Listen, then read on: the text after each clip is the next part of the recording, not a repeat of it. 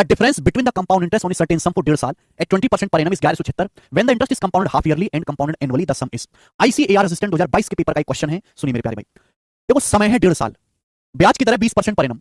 बोला है अगर ब्याज को हाफ ईयरली कंपाउंड किया जाए और एनुअली कंपाउंड किया जाए तो कंपाउंड इंटरेस्ट का डिफरेंस 1716 रुपए है किसी धनराशि पर। बताओ वो धनराशि क्या है।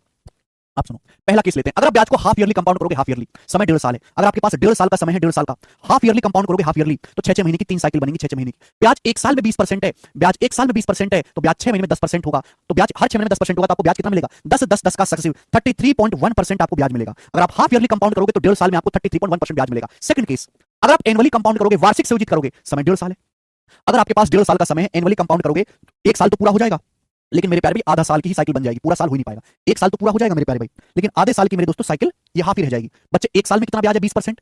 1 साल में कितना ब्याज है? 20%। तो आधे साल में कितना ब्याज होगा? 10%। अगर आप एनुअली कंपाउंड करोगे 1 साल तो पूरा हो जाएगा, आधा साल आधा ही रह जाएगा। 1 साल में 20% ब्याज है तो आधे साल में कितना ब्याज होगा? 10%। तो ब्याज क्या होगा? 20 और 10 का सक्सिव 20 प्लस 10 प्लस 20 गुणा 10 बटे 100 ये कितना आएगा? 32। 20 10 30 तो 32%। यानी कि जब एनुअली कंपाउंड करोगे तो आपको 32% ब्याज मिलेगा, हाफ ईयरली कंपाउंड करोगे तो 33% ब्याज मिलेगा, एनुअली कंपाउंड करोगे 32% ब्याज मिलेगा। तो ब्याज के बीच अंतर कितना है? 1.1% का अंतर है। ब्याज के बीच अंतर कितना है? 1.1%।